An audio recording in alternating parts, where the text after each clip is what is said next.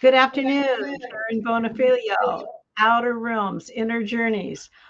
We're going live today, an unexpected surprise just for you. How cool is that? Anyway, we have a fabulous gentleman on here today that I've just met, and he's just really fabulous. This is Paul Bannister. Paul, would you like to say hello to the audience? Hi, guys. It's a pleasure to be asked to be here today. It's a pleasure having you.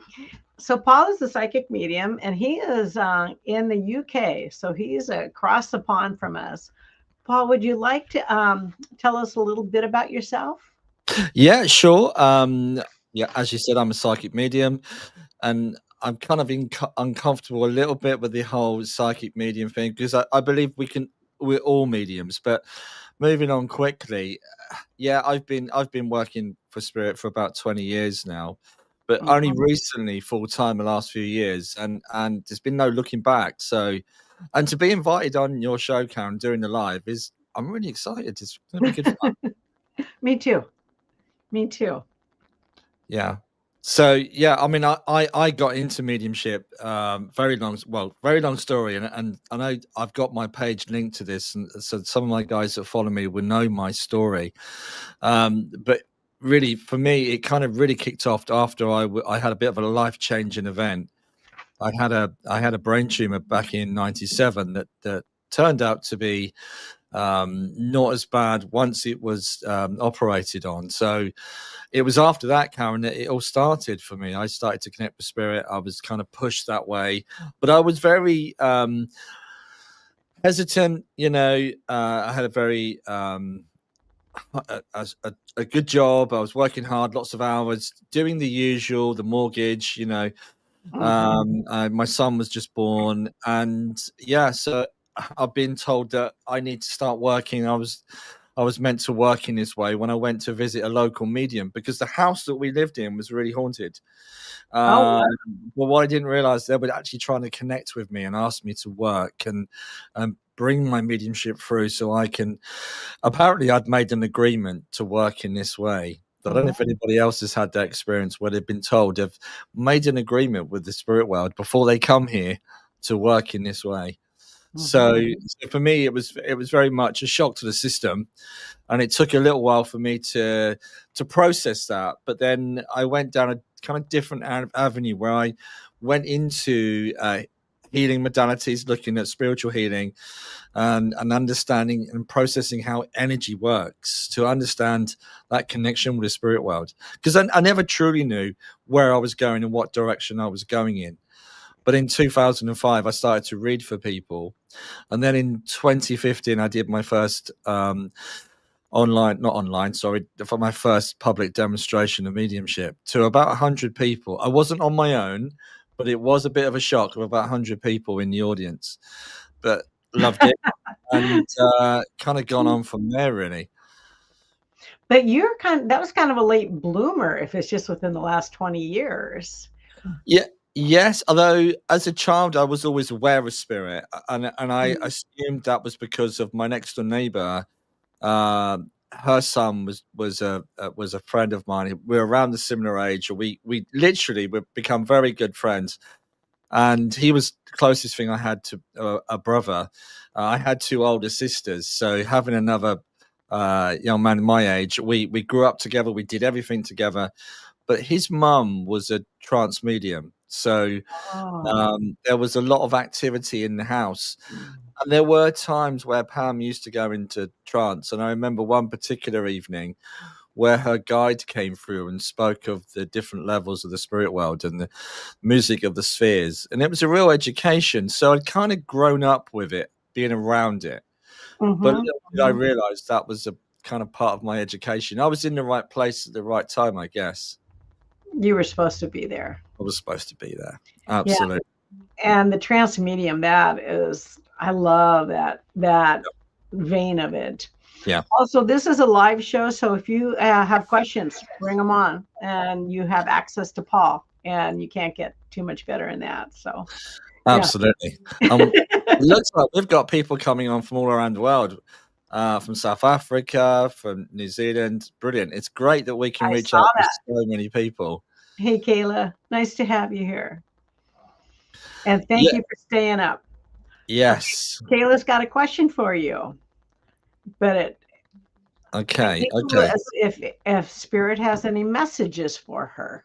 Okay. Well, we can always do that later. We can try and do a message from spirit, see if we can connect with the spirit world. But I was going to kind of tell you a little bit more about me and how I got into mediumship, and how I think it's important for those people that are fearful of mediumship and on their own, having their own experiences. You know, some people tend to shut it down and don't want to go down that road. I think we got a question there from KB. Okay. Wanted to be a medium. Can I be honest, KB? That's a difficult question because I was kind of dragging my heels into it. I didn't really want to be a medium. I know that sounds, it's an amazing ability, but I was a bit resistant at first, to be honest, and I wasn't sure if this was where I wanted to go. But I was being pushed more and more towards that. I couldn't get away from it.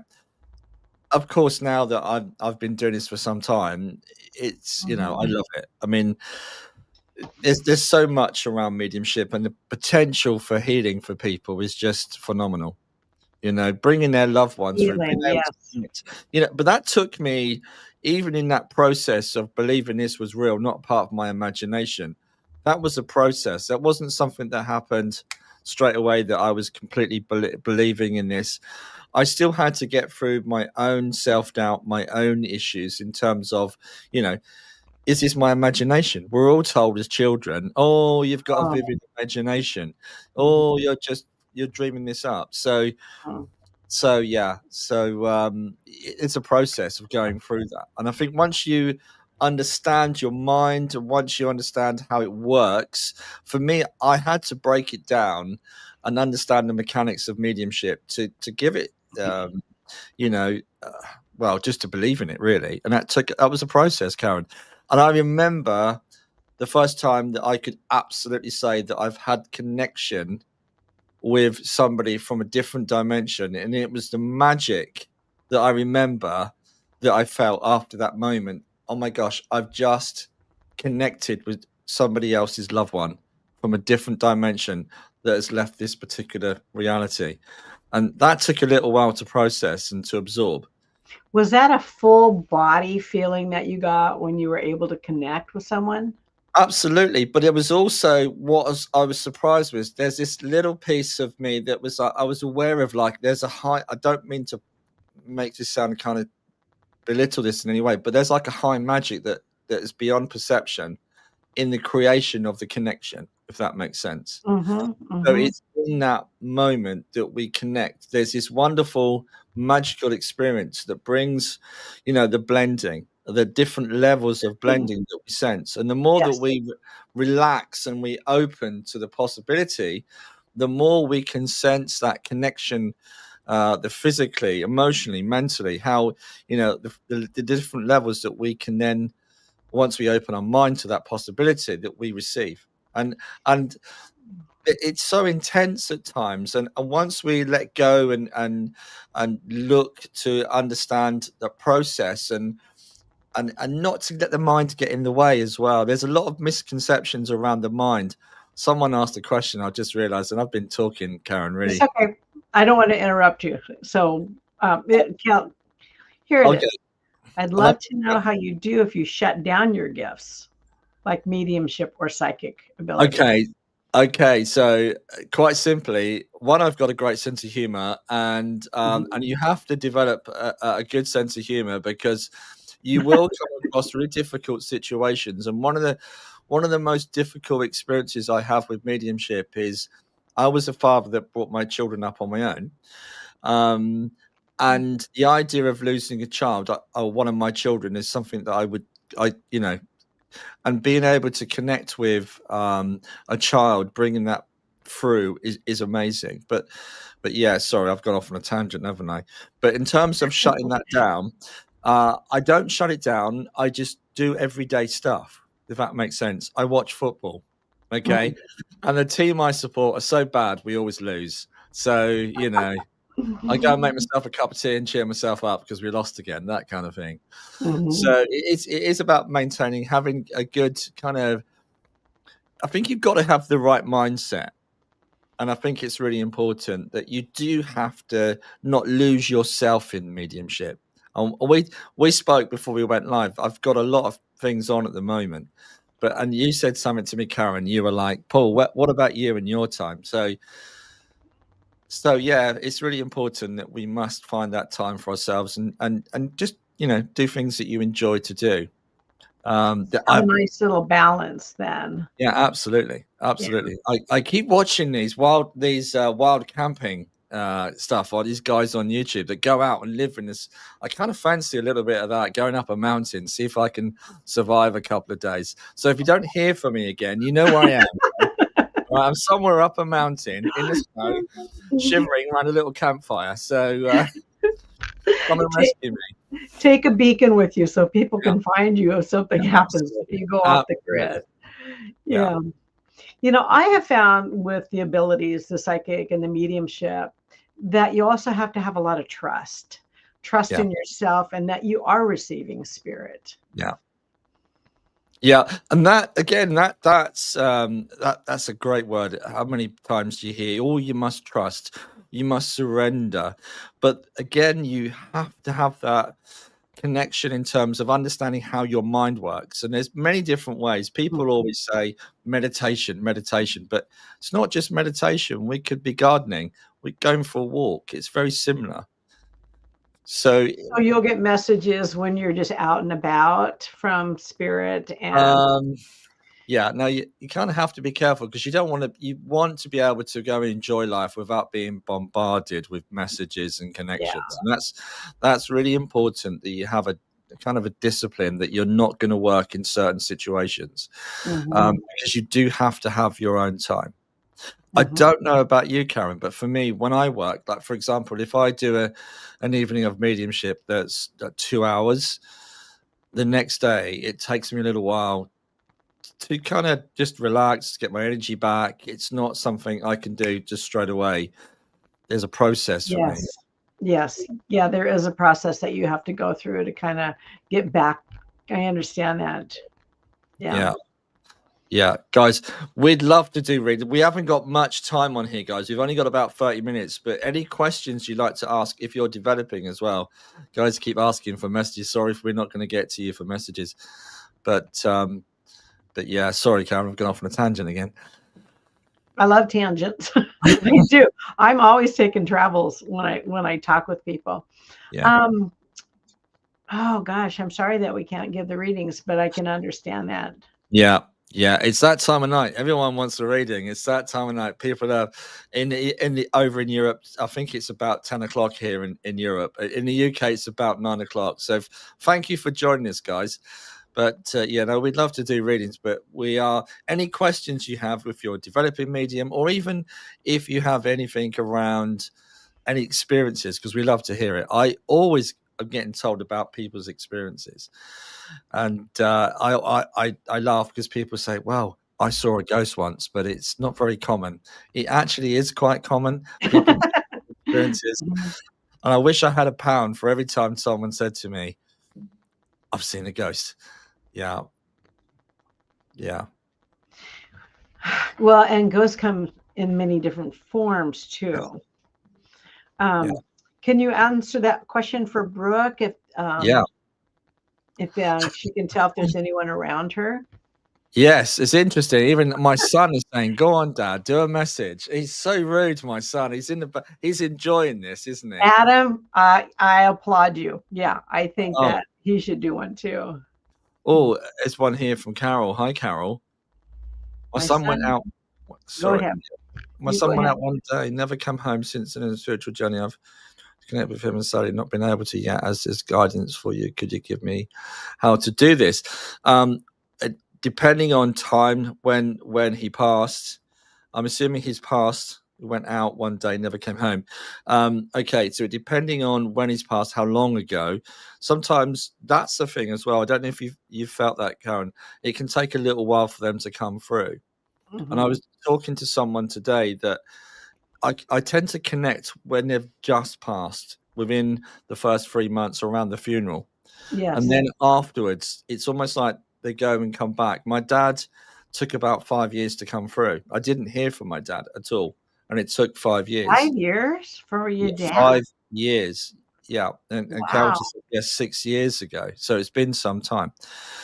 And yeah, so that was quite difficult. And I spoke to a lady today, and she got a message, and apparently I'd picked up on him at a demonstration, but the gentleman that was trying to come through, the lady didn't know he'd passed, so she couldn't pass the message on. It wasn't until later on, but then when she came after a year, it was, you could tell the communication wasn't quite right. I mean, everyone works in their own way, but for me, I can tell when there's that little bit of difference. Sometimes, is it the grief? Is it that grief that blocks us? Potentially. Sometimes I feel someone's not ready, or that they're so holding it all in and they're trying to live their life and not grieve properly. That can be a block sometimes. Well, I know that some psychic mediums don't want to talk to people the first year that they've lost someone, Yeah. that grief is too raw and that pain is so great. Yeah.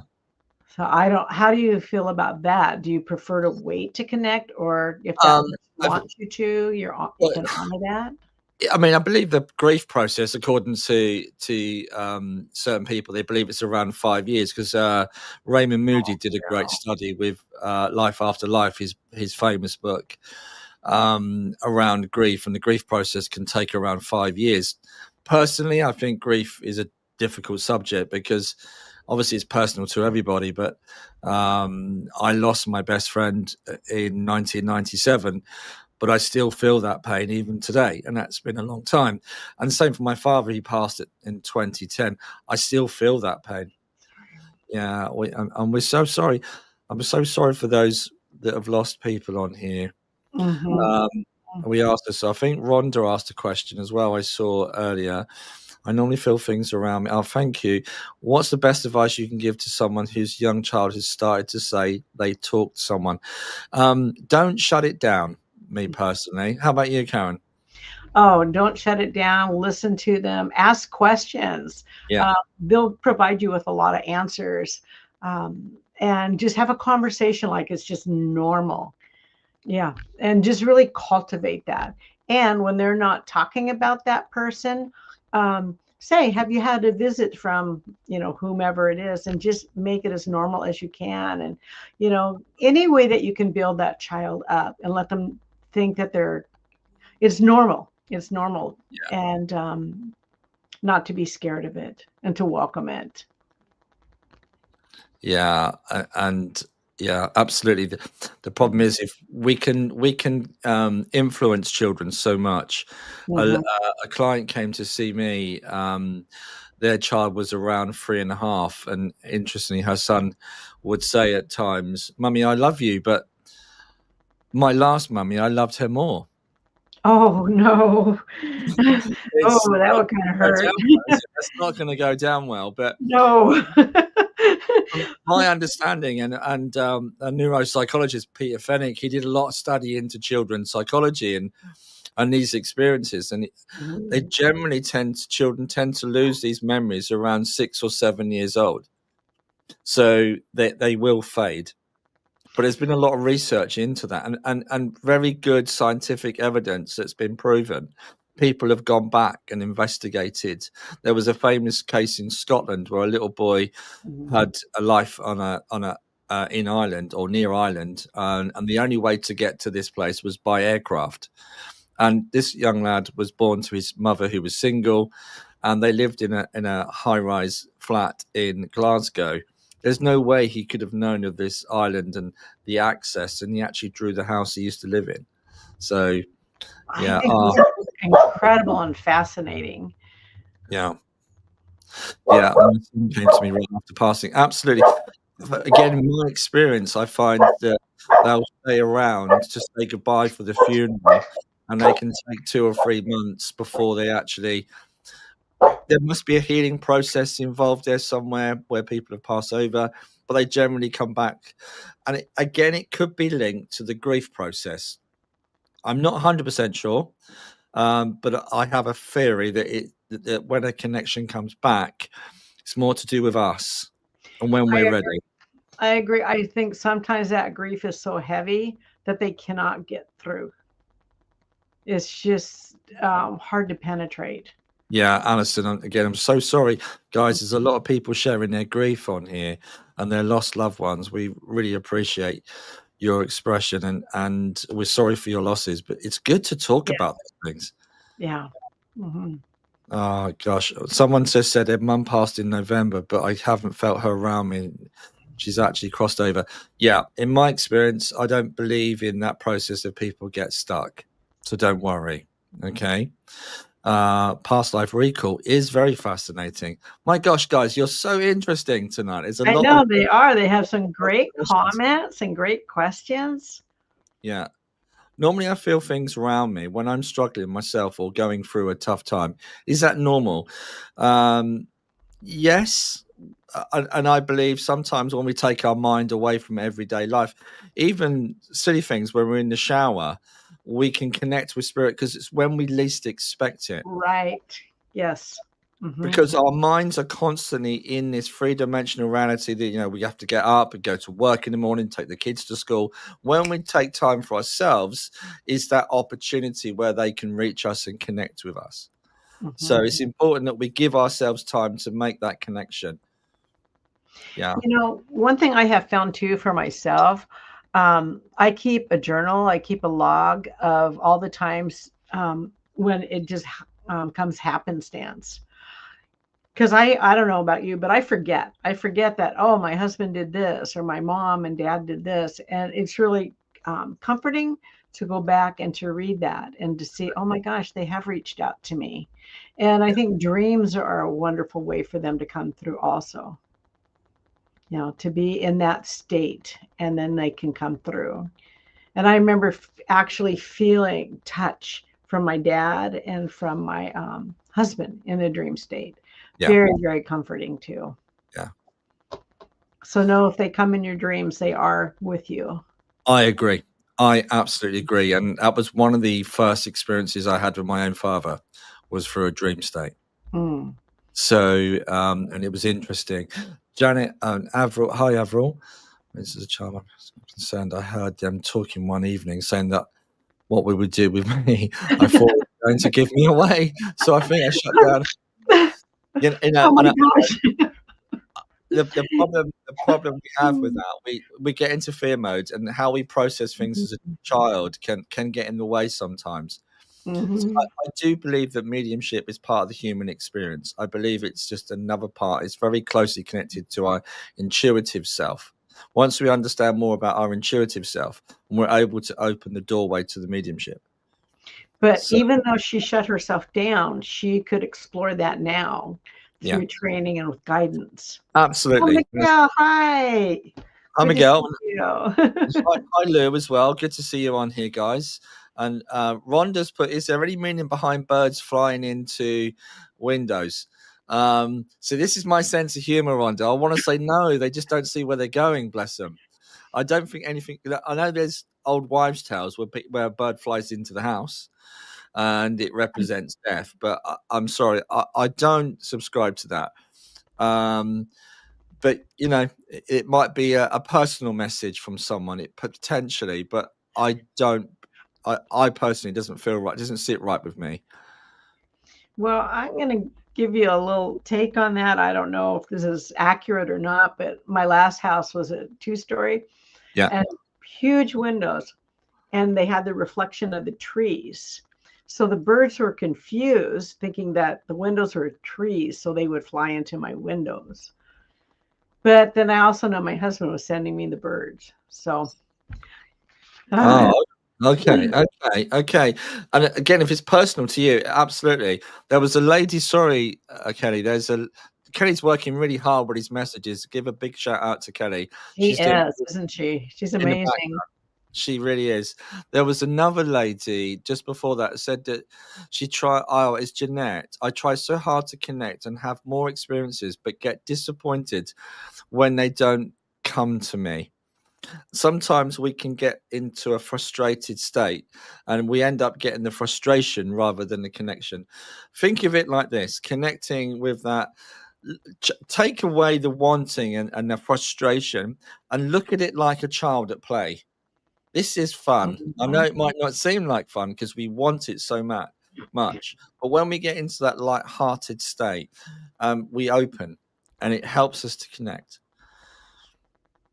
So don't get frustrated. Please don't get frustrated because it kind of works the opposite way round. It can block us. And I think what you pointed out was like being in the shower and just, not having that mindfulness. It Yeah, comes through a lot during that time too. I yeah. know it does when I'm out walking in nature. Lynn had just said you rock, by the way, Karen. Lynn just I said rock. Kelly rocks, she says. Whoa. Yeah, that's cool. That's Kelly does rock, doesn't she, Lynn? She's awesome. yeah, Yeah, she does. We love you, Kelly. yeah. And if you're joining us, guys, for the first time, oh, hello, June. I lost my mum in January. I have lots of signs, feathers, and everything I've ever seen. She sees one. Now, every time I go to her bungalow, she leaves me a feather. Amazing. That's brilliant. That is fantastic. There's actually a great interview recently on the Ben Bartlett pod. Oh, no, sorry, Stephen Bartlett, Diary of a CEO. There's a neuroscientist. She's a neuroscientist and a psychologist that actually is now saying that it's possible to communicate with the dead because of her husband and communication she has with her husband, her late husband who passed. And she can't believe she's saying it, but she's a professional scientist. You know, Uh-huh. there's me sitting there saying, okay, it's good to see that people are now starting to wake up and be aware of the spirit around them. It is waking up. Hi, Helen. Sorry, I missed that, Helen. Sorry, guys. I'm It'll not. come back. We're not keeping up with this, are we? We're trying. We're trying. We're trying. Sorry, Helen. My son, a very young soul spirit. Like, And they'd talk to him. He'd see spirit in the windows, but also had premonition of accidents before they happen. And then it would come on the news about this, and he saw that there were survivors, but I helped him ground him, and he's gotten older, much older. He doesn't mention it. he might not even remember it as much, and that's the problem. But he was obviously very connected, and children generally are very open and connected. I have a 3.5-year-old granddaughter, and I'm just hoping that she gets to tune in and get connected with spirit. Yeah, I'm sure she will. Absolutely. There's Natasha as well. Natasha's on here. She's asked, I keep seeing people moving out the corner of my eye, but I turn to see who it is. No one is there. Is that spirit or my guide? Now, it could be both.